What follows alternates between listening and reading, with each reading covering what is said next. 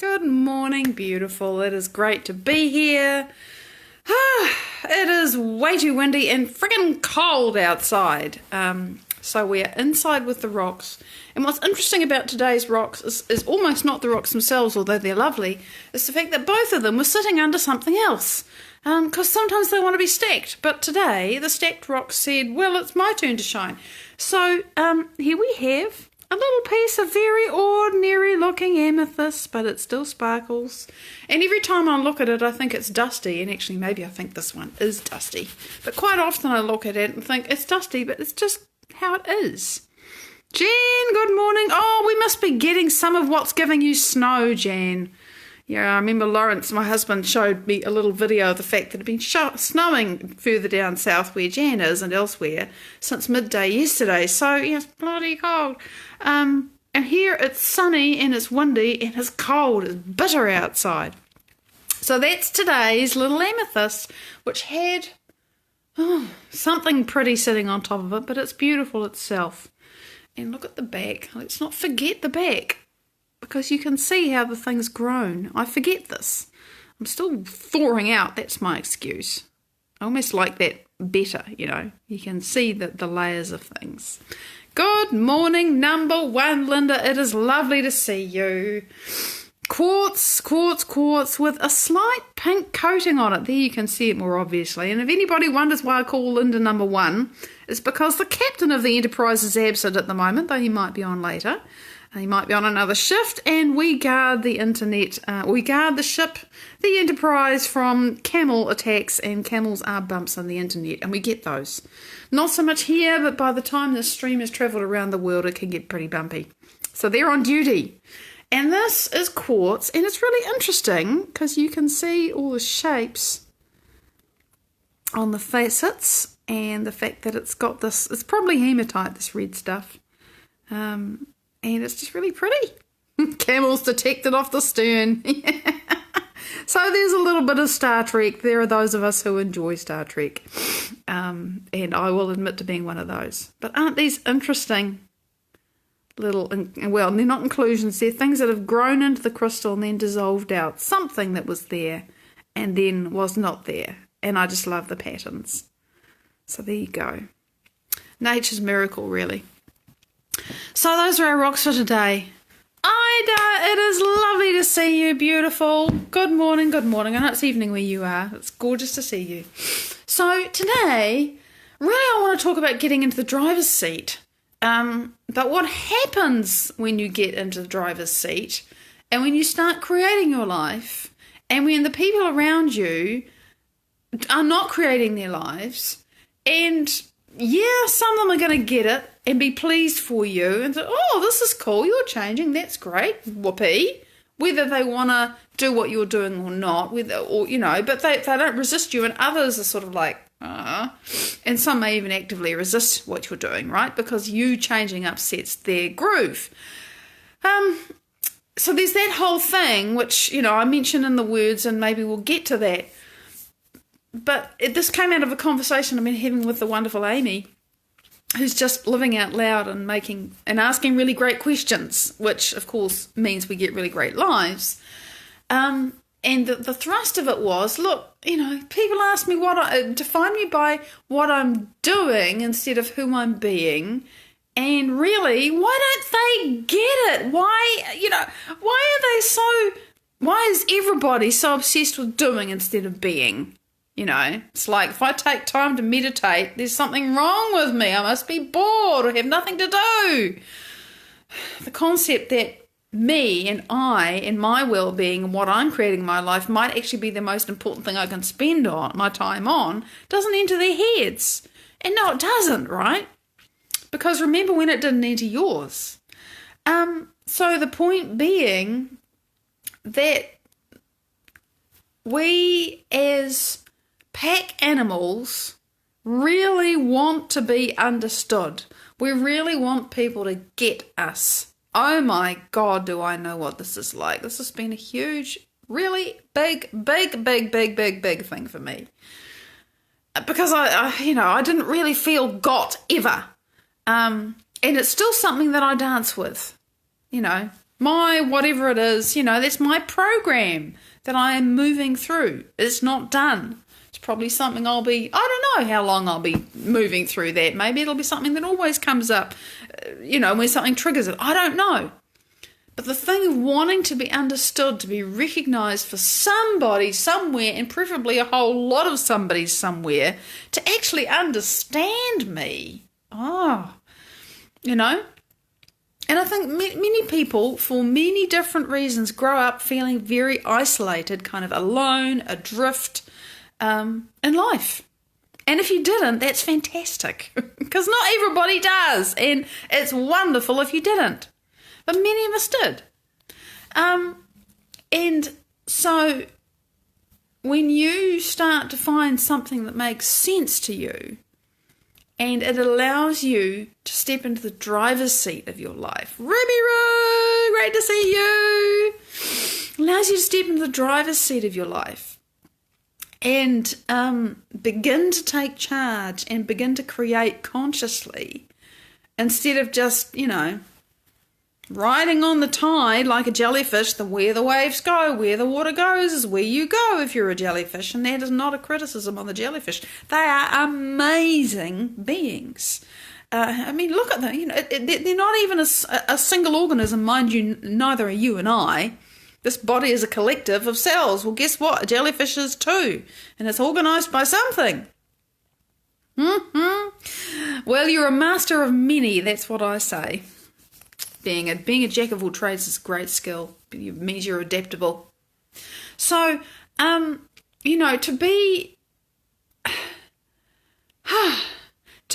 carried by the currents and the waves of your life is kind of the default. It's what people are accustomed to doing, because when you're a pack animal, you got to fit in to survive. You have to go with the flow in order, to be protected by the tribe and have the benefits of belonging to a community. Because outcasts are outcasts. And, that used to mean death. Or at the very least, a very, very, very much harder time surviving. So this desire that we have to be recognised and understood and to fit in has a really good reason for existing. It's like we want to survive. But many of us do feel different. And I didn't even realise that I was different, Linda. You were ahead of me, honey. I didn't even realise how outcast I didn't feel outcast, but I didn't even realise how adrift and lonely I felt. How isolated. It's like, none of this makes sense. And I don't fit anywhere, but I didn't even really realise that. I just didn't even know that I knew that it was hard. There you go. So, the sense of disconnection, really, I understand now. Good morning, Nora! The sense of disconnection is actually, it means my brain's incoherent. Which is like, what? What? You mean it's got nothing to do with what's outside of you, Maddie? Not for me now, no. And I don't know if I can even manage to explain how I've learned that, even quite recently, how much more real this has become to me. This morning, right? Truly, I know what it feels like when my brain unifies, when the left and the right hemispheres of my brain really start to communicate. I feel whole, period, beginning, end, middle of story. It's like, oh my God, this is how I always want to feel. There is an interesting thing with my brain, okay? I have an amazing brain. It's an incredible brain. Mensa kid, high IQ, the whole 99 yards. I love my brain, but there is a gap in it. Like when I shut my eyes and I imagine space, there's been a big hole on the right side, a big gap. And since I started doing my work with Dr. Joe Dispenza, I have been filling in that gap. I have been firing and wiring. It means there's something dishy with my left cerebellum. It just doesn't recognise space the way that my right cerebellum does, because it does the opposite side, okay? So I have been filling that in, and the spatial perception's changed, and it's changing and all of that. But really, when I'm in the unified field, or when I'm working with energy and, all the sensory stuff's gone, do I feel that the whole of everything that's around me is all the same, it's all unified, it's all uniform, it's all connected and all balanced. Because there's always this thing that's different here. And so I'm working on that. And, every now and then, and each time it's more profound and it's bigger and it's stronger. And so I know I'm building more neural connections where before there were other connections that weren't working right. I feel so whole. And I feel connected and I feel loved and I feel safe, which has been this massive absence in my life again that I didn't even recognise. Feeling safe? What is that? And I understand this because I am kind of observing the rewiring going on in my neurology, and it's reflected in my body and all kinds of things about, how I relate to the world. And when my brain is in a state of coherence and communication between the two hemispheres and the front to the back and, side to side and here to here, and when that's working, well, I feel whole and I feel connected and I feel loved and I feel complete. And in that moment, I don't need anybody or anything else to feel whole. So just be aware, this is obviously an important diversion. It's important to me anyway, so stuff it, I'm talking about it. Just be aware that the sense of community and belonging is very reinforcing, and it helps us feel coherent because there is this reinforcement outside of us that all is well, and and I'm recognised, and we have empathy neurons, we have mirror neurons, and what you see in another, you feel in yourself, and you feel it with them, and we're wirelessly connected by our mirror neurons and energy and everything else, and so community really helps. It really does. And I can't be in the unified field 24 hours a day. So, and I feel community with you.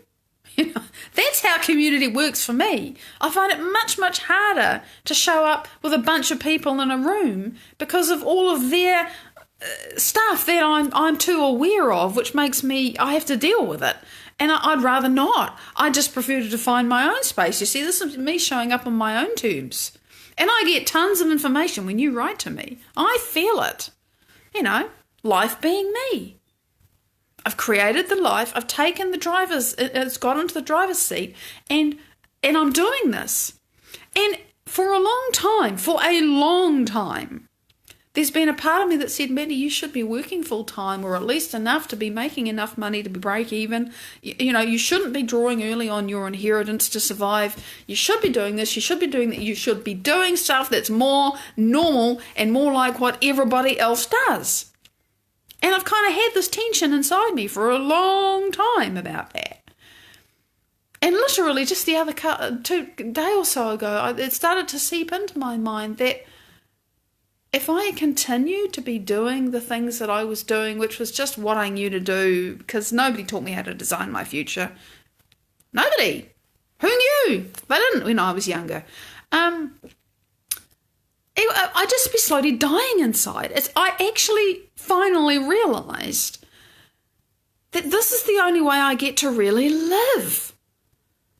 I can sell out to an illusion of what everybody understands and what my brain is saying I should be, but I'm not going to feel whole. I'm not going to have joy, and I'm not going to be satisfied in what I'm doing, because this is what I'm doing because I want to. This is the life that I've created. But there are very few people, outside of those who know and celebrate me, which is wonderful to have people that know and celebrate me now. They just they don't get it. And what I've understood now is that there is no point in me trying to explain. It's absolutely pointless, because until somebody has made that shift from being carried by the tide and doing what they've been programmed to expect themselves to do, there's nothing else. They can't perceive. That's like they see me through their lens. And they will have some degree or other of acceptance and understanding of me, but it's through their lens. They can't see me the way I see me. Just like I can't see them the way they see them. Now I can see them with, somewhat enhanced perception that I have, and with the benefit experience, and I can probably extrapolate what's going on for them in there. But it's still not the same as them seeing them the way they see them. I can only make an estimated guess. And when I look back at who I used to be and how it was, being normal is just painful. Yeah, that's the thing. I just couldn't stand being damn near killed anymore, really, is what drove me. But you were aware of it, I wasn't. When I think about who I was when I was being normal, when I think about the people that I still know who are running the programs because they're not aware of any other choices, you can't tell them. Just like people couldn't tell me. I had to work it out for myself. And now I have to look at people that I think, oh, geez, I wish you were doing it differently. But there's nothing I can do. And I just have to, back off and not try to explain, and also let go of wanting them to get me, because they can't. They can't. And they, as a creator, conscious or otherwise, will bring themselves various experiences that give them the opportunity to step from, passenger into the driver's seat. And if they choose that, they can choose that, and then off they go. And then you may have a conversation with somebody, 6 months or a year or however long it is down the track, and suddenly they're more aware, and it's like, oh, I can talk about a bit more of my experience now because they have something in their experience that they can use to relate to mine. But until there's some kind of commonality there, you just can't really dance. Julian, it's great to see you. So it's this interesting challenge of recognizing, well, hang on, I've been where they are, and I can't bring them to where I am. I can only meet them where they're at. And I also can't go back to where they're at. I can't stop being who I've become. And I have to come to a place of knowing how I'm going to be around that. The fact that by stepping into the driver's seat, I'm no longer normal. And given that I don't want to go back to being a passenger, I'm not ever going to be normal again. And that changes, if you like, what I can expect from quote-unquote normal society, which, by the way, is a bit of a myth because it's all changing anyway. Consciousness is shifting pretty fast right now. What do you think all this upheaval is, if not the outworking of changing consciousness? And a lot of people say, oh, well, God, it's going to hell in a handbasket. No, the more light there is, the more you see the darkness, and the less tolerance there is for it. Ponder that for a while, and just jump off the cliff and go, oh, how awful it is. No, we're going to look back on this in 10 or 15 years or however long it is. It's not going to happen in 5 minutes. We're going to look back on this as the most amazing, incredible time where humanity really made big changes, and they're positive.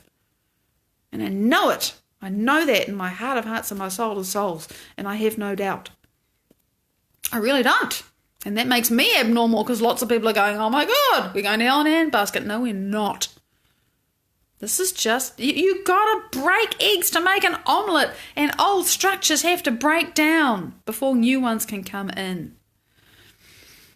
This is part of humanity getting out of the passenger seat and becoming a driver. And you got to understand that the upward and inward and outward thrust that is pushing this change is positive. And we are in the death throes of old energy, and it doesn't die quietly. Sometimes it's quiet and powerful within us, Roberta, but right now, my God, it's loud, isn't it? It's great to see you, honey. So, and I just always come back to, where am I going to put my attention? Where is my energy? Because whatever I focus on, I am going to get more of. And it happens faster and more powerfully these days. It really does. So what you, and sort of parting shot here, if you're driving, wherever you're looking is where you're going. What are you looking at? Where are you placing your precious attention? Because as Joe says, my inspiration, Joe Dispenza, where attention goes, energy flows. Helen, good evening to you. So where are you putting your attention? Is it on the drama? Is it on the chaos? Is it on the oh, how awful? Or is it, well, never mind, I'm not going to look at that. I'm going to look at me and choose how I want to show up and which direction I am driving in. Because if you drive in the direction you want, you have no idea how many other people are going to see that, feel it, sense it, not even notice that they're aware that you've made a choice not to participate in the drama and you're going over here where there's light. That's what we're doing. So it's a shift to stop expecting at any level of yourself to fit in and to realize that you've become a leader. And so you can look back and you can meet people where they're at, and some of them will walk in the same footprints that you're making, because you're walking in footprints that others have made, right? That's just how it works. But we're each of us on our own journey. And there are people that we can reach out to along the way because they're one step ahead or one step behind us or right beside us. And there are people who are too far away in either direction. And that's okay. That's just how it is. So you will connect with people that can get you. And the people that don't get you, just got to let them be until they're ready to get something new. And that's how it works. That's how it works. It's a continuum, it's a shift, it's a change, it's a journey for each of us. And as you go along, old community falls away and new community finds you. Ultimately, you just got to keep driving. Big love. I'll see you later. I've just remembered. It's Tuesday. I'll see you in 3.5 hours on Sang Marie Nursing. Well, to give you an update on our Sang Marie, who's in the Gambia. And that'll be lovely if you can join me. Otherwise, I'll see you tomorrow. Bye-bye.